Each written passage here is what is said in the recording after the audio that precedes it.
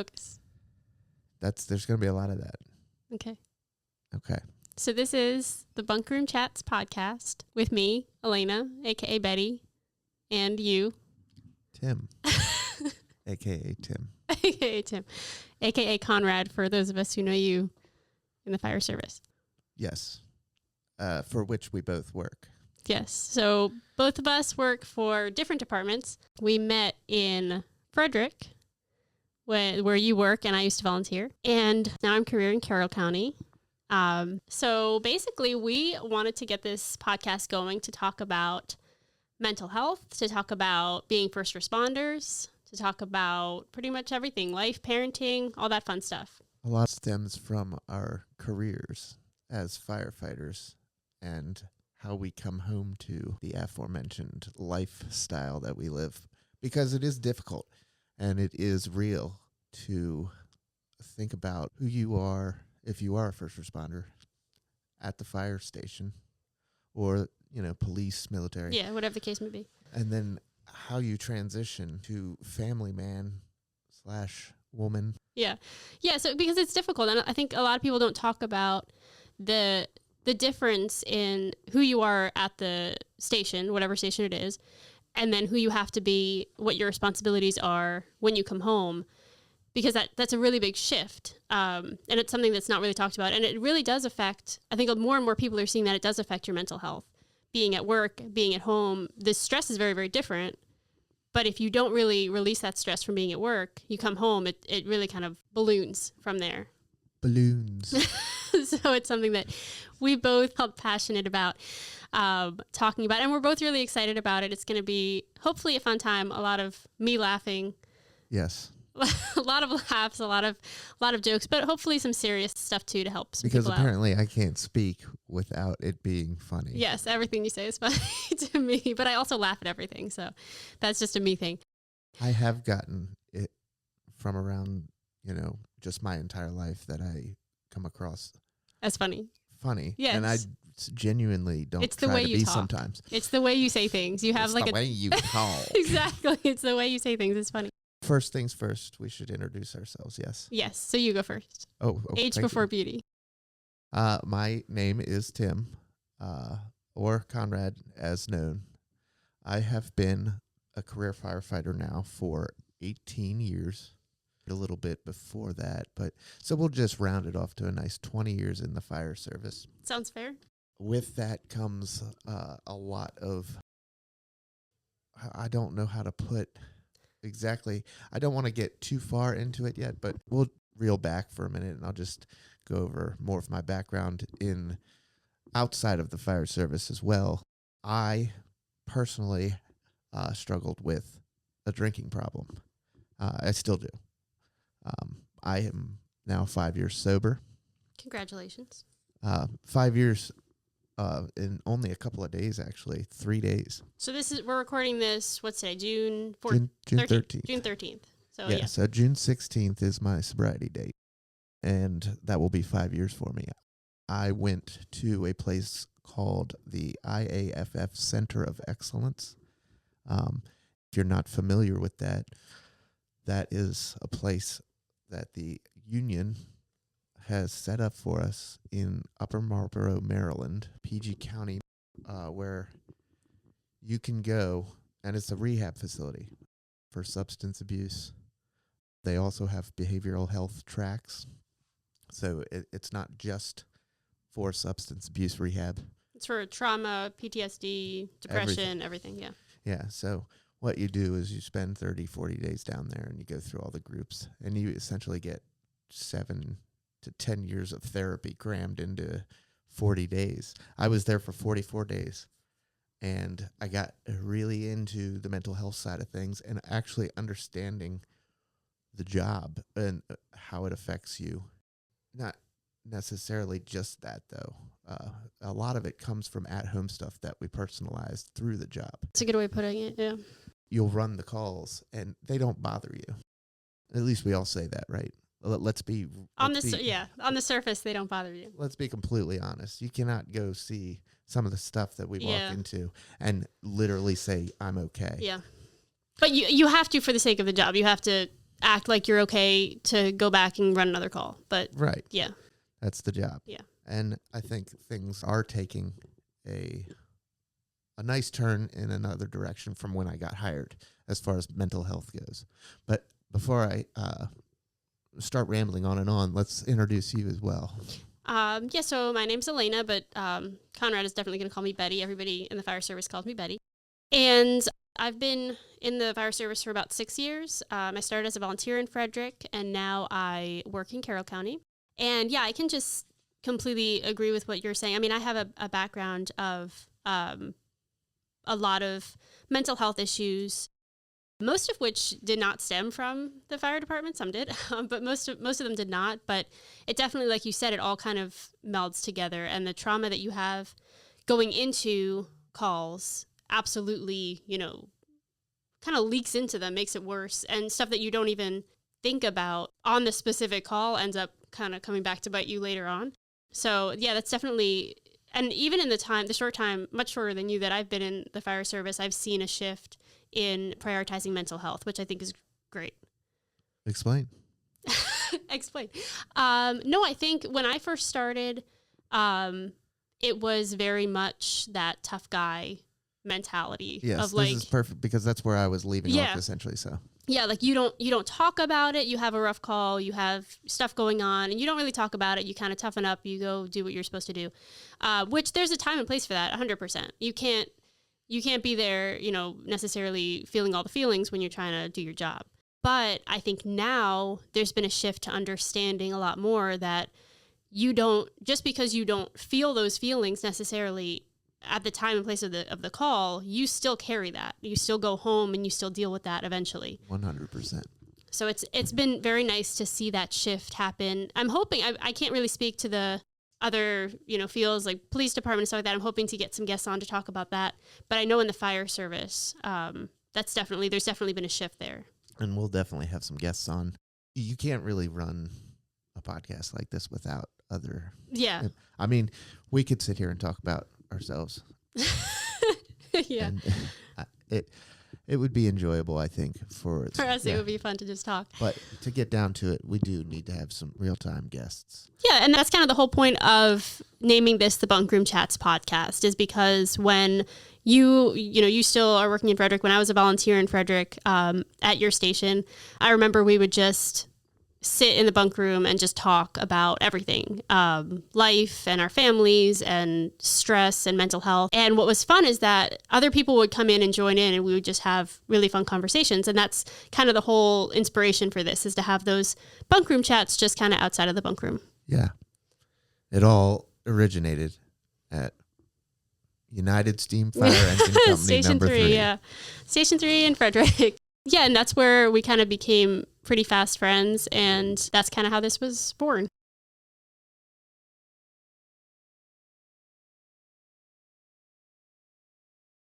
So basically, this podcast is meant to hopefully provide some laugh. I will be laughing a lot. And we're going to talk about a lot of different things related to being first responders. We're going to talk about our schedules and how that affects mental health. We're going to talk about finding a therapist who understands the field, which is really, really important. Kind of what first responders deal with on the job and off. We're going to talk about developing friendships in the fire service and in other similar fields. And basically just whatever you guys want to hear. We're going to talk about all the things related to what we do and how mental health kind of factors into that. Right. And hopefully we'll get into some life stuff too. We're both of us are parents, so that's a big part of our lives. We both have toddlers also, so that's a big thing. Right. And you're just going to say right the whole time. Jeez, I can't get a word in edgewise. This is typical. I'm just going to be doing all the talking.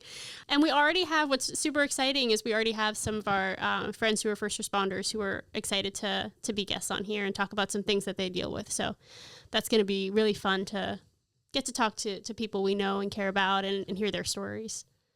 Yeah. So from here, I think we should just kind of dive into our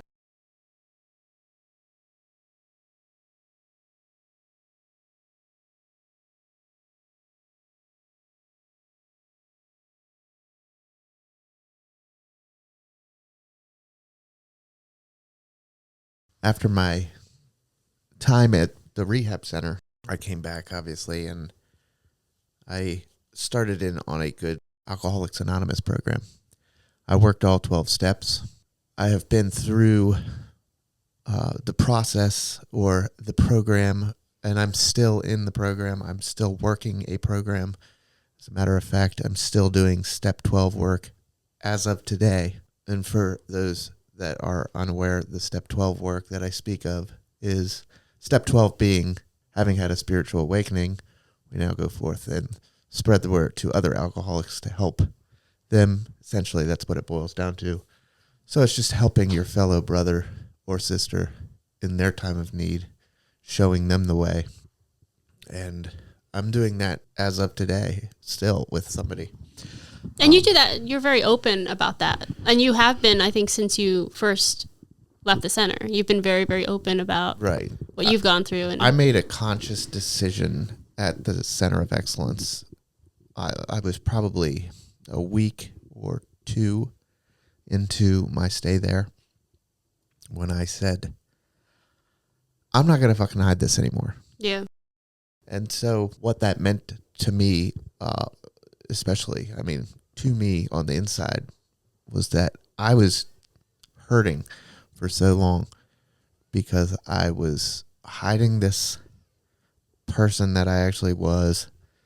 And trust me, after a while, you do come to terms with the fact that there's a problem. Yeah. Before you're even at the point where you admit it. Was part of you not talking about it because of the stigma in the fire department, or was it? No, I didn't want to give it up. Yeah.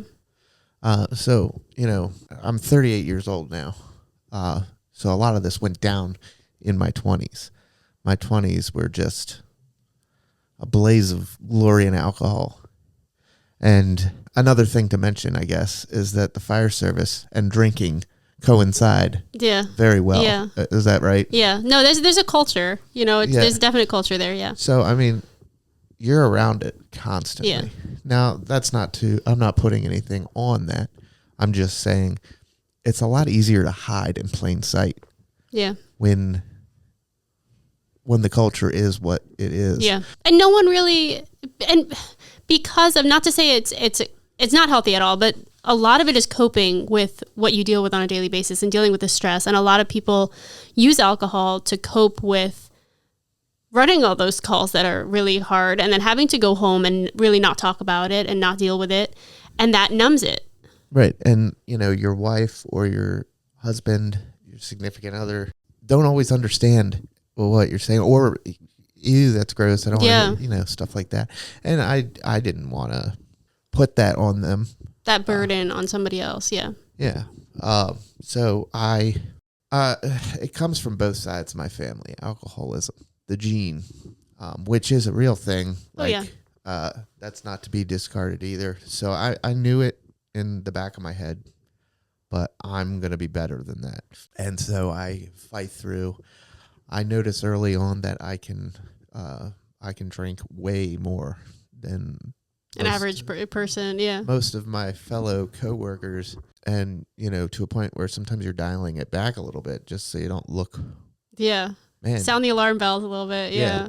So there's a lot of hiding it in plain sight, like I said, with the way you handle things that way. And then also just protecting it, I guess, is the best way to put it. Like, this is, of course, on the heels of when I've already kind of in my head thought, okay, maybe there's something going on here. Yeah.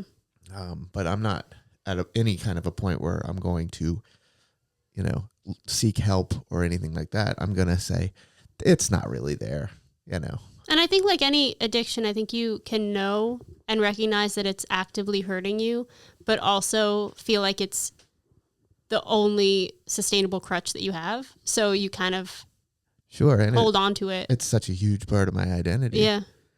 I mean, maybe not to everybody, but to me, my life revolved around it. Like, I would literally base my days off. I never, ever drank on duty. People ask me all the time, how'd you do that? And I think that falls into the protecting your problem. Yeah. I can make it through these 24 hours. I did get the shakes a good bit, especially towards the end, but I already have like a benign tremor in my hands from childhood, and I still today have it, but it was accentuated by sobriety in those 24 hours of not drinking. But yeah, you can make it through the day.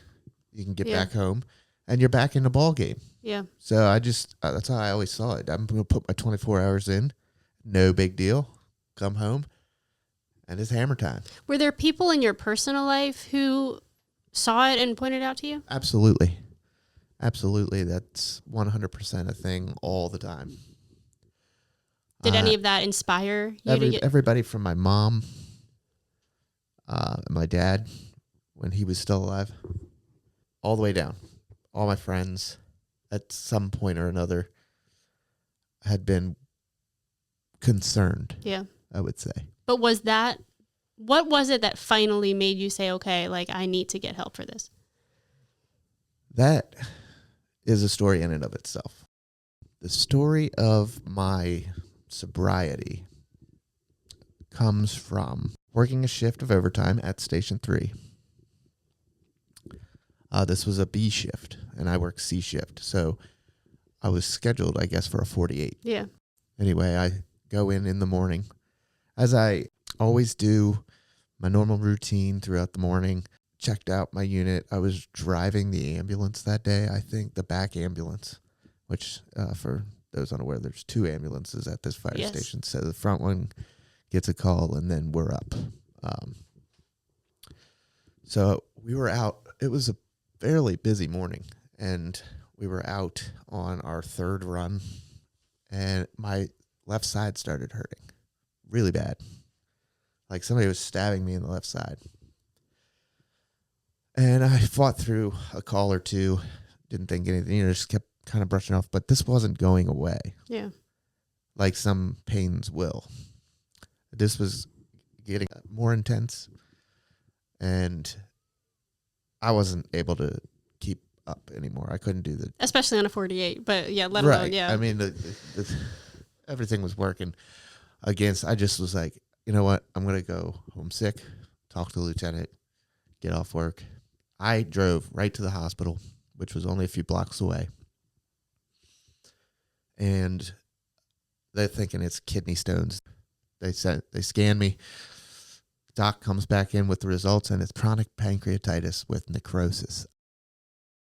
I am in like real trouble and didn't even realize the extent of it. Did you have symptoms, or did you not even notice? That was the first time that I noticed any outward symptoms like that. Maybe, there was some small pains, but would you have necessarily noticed a lot if you were drinking a lot?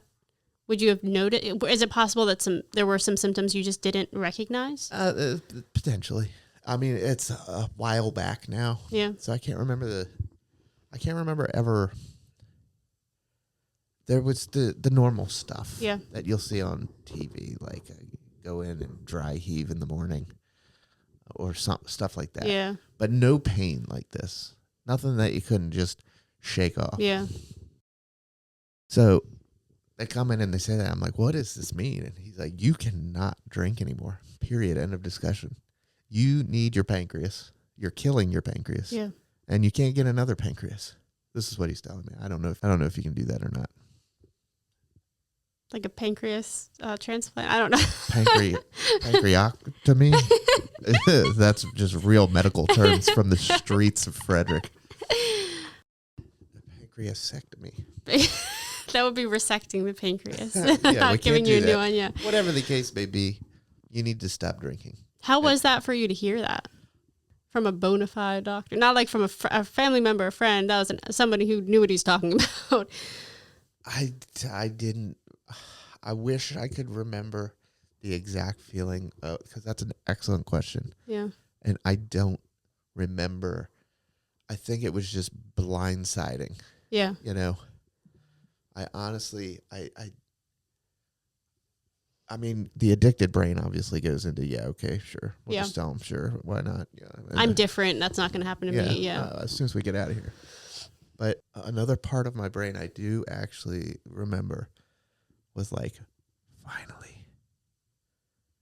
A reason to stop. Yes. Yeah. Because I had several times prior to said, man, I feel so bad today. I don't want to drink. I'm not drinking today.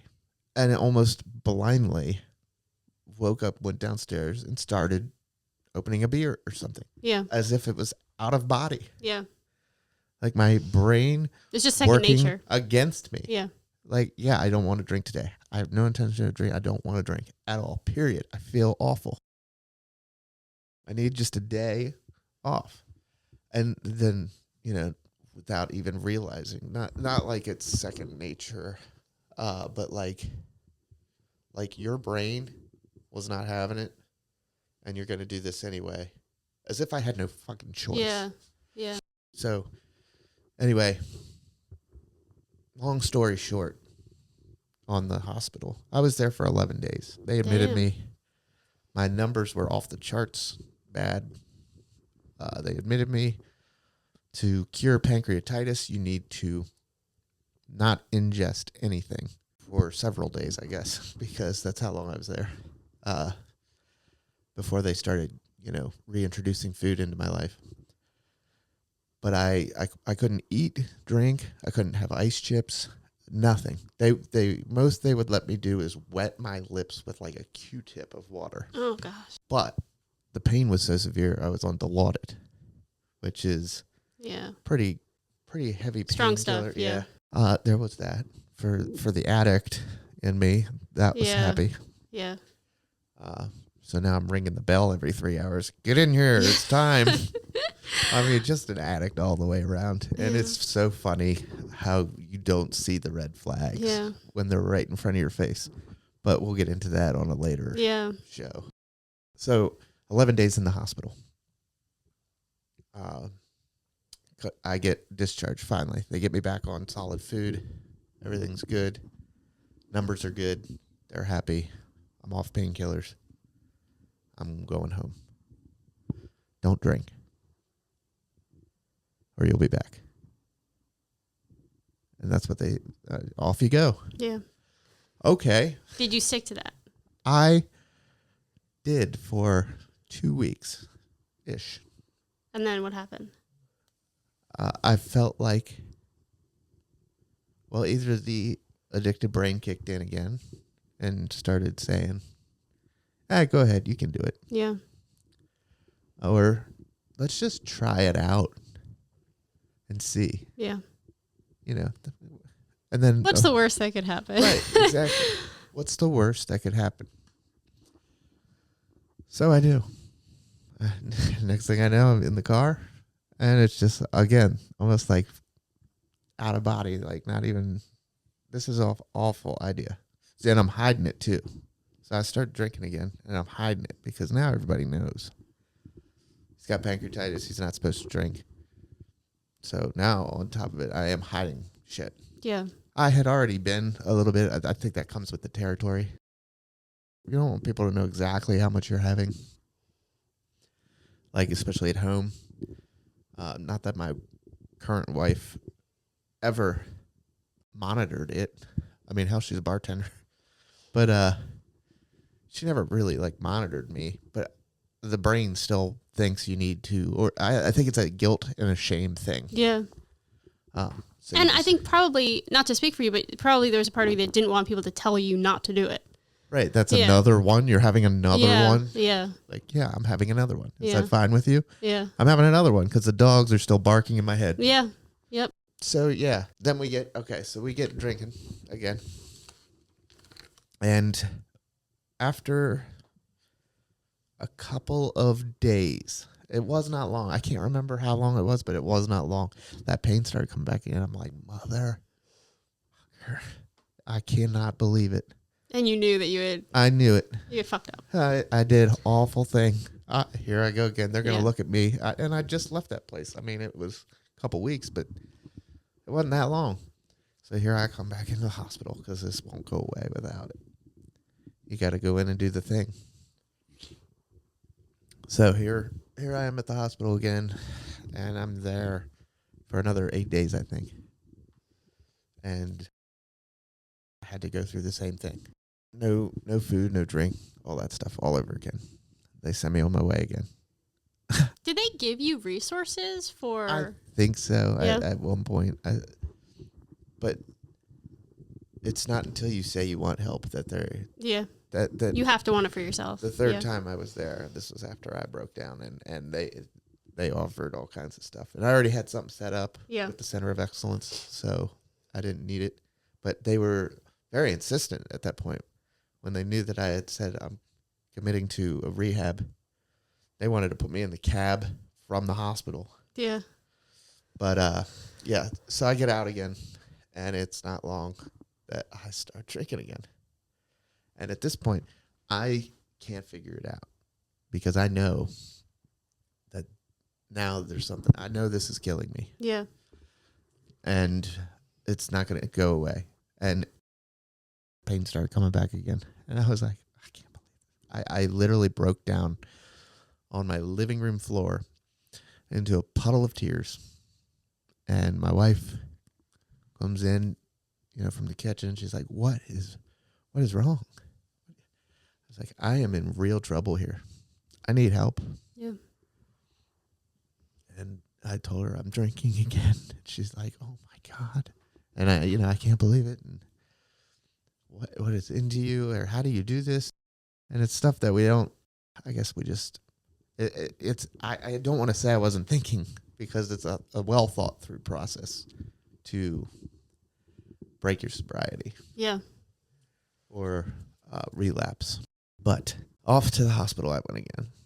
And I had made some phone calls. Once I said I need help, it was over. Yeah. My life was a whirlwind after that. I made the initial call to my station officer. And I said, here's the deal. This is what just happened. I need to go back to the hospital. And I need help. And from there, my work stuff was taken care of. He put me off sick. I didn't really have to worry about anything except going and getting help. Yeah, well, getting to the hospital. Yeah. And then down to rehab.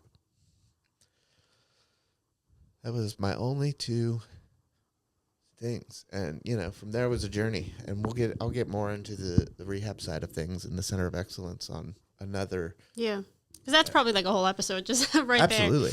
Yeah. And I don't want to steal all of the... No, but I think this is good to talk about too, because I think, like we said, I think substance abuse is a big thing in the public service sphere for a lot of different reasons. Right. But do you feel that what you do as a job impacted your desire to drink at all? Or do you think it was so ingrained that it really didn't matter? I don't think it really...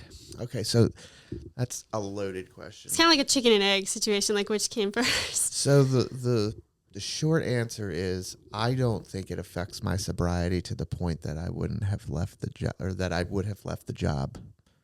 Okay. When I came back from rehab, because it was that much of a factor. Yeah. If I needed to do that to work my program and be successful, I was prepared to. But I don't think. I think I was born with it. Yeah. And, the job definitely accentuates, like I think I said earlier. Like there's times when you can personalize shit that's going on at home. Yeah. And again, that's like a topic that we want to discuss. Exactly. On another episode. But basically, from what I was getting at the center, like I was seeing a lot of, they were connecting a lot of dots from what was going through. I went through a divorce. I was married before for only 2 years. My dad passed away. of lung cancer. I'm a second generation firefighter, so this is somebody that I grew up with very closely. Yeah. And carry on the firefighting family tradition. Yeah.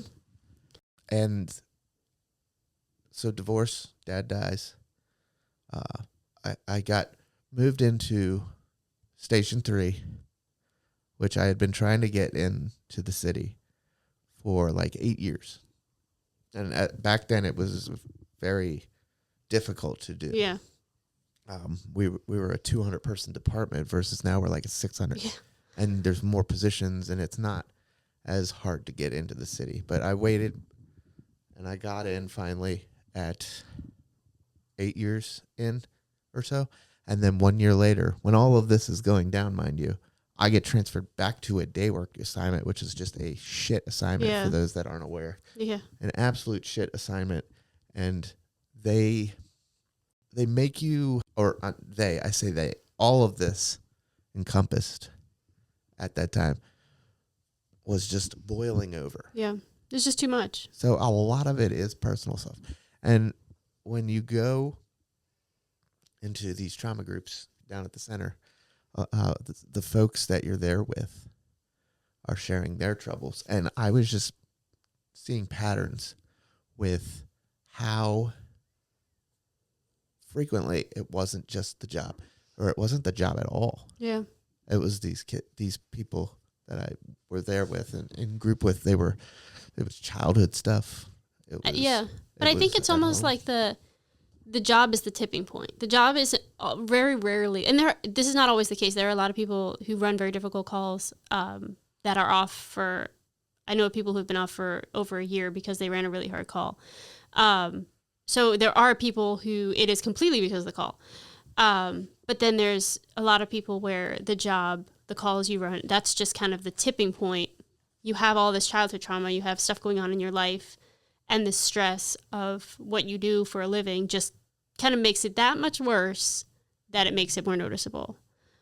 So I think it depends on the person. You know, everything depends on the person. It does. And you know, and I promise, like, we will spend more time on all of this stuff for those that are interested in learning more about the Center of Excellence. So that's a lot about where I came from. And we'll be getting more into where you came from as well. Yeah. The first couple episodes are going to be all about us. Yeah, it's gonna be a lot about why we're here, basically. But yeah, if anybody has any desire to learn more about the Center of Excellence or getting help or anything like that, you can feel free to reach out to us at the Bunkroom Chats Podcast at gmail.com, and we're happy to answer any questions that you have. Especially Conrad, he's very good at that stuff. But yeah, we're gonna be doing a lot of going over our journeys with mental health, our journeys with addiction recovery, trauma, and all of that. And yeah, a lot of how that impacts our jobs and how our jobs impact our mental health and vice versa.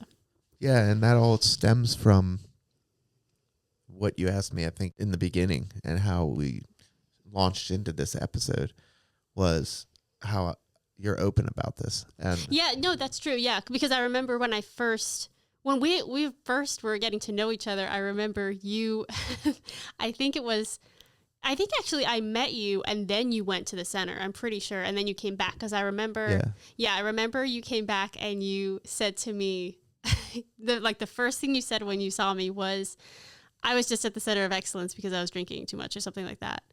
And I remember thinking, wow, this guy is really oversharing right now. Like this is, and I thought you were joking. We weren't even friends yet. We weren't friends yet. We were just like acquaintances. We just known each other, and I did not know what to do with that information.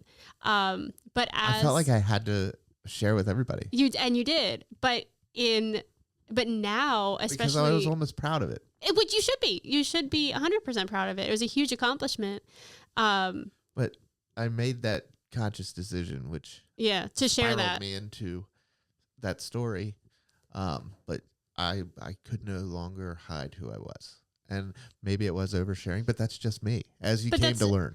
And I also really came to appreciate it because I've seen how you're so willing to reach out and help people who need help, who have been in a similar situation to you. So I feel like your sharing is really, really helpful to people. And it really has helped me too, because it's taken away a lot of the stigma of mental health in the fire service, and kind of makes you feel more at ease to talk about what you've been through and talk about what you're going through.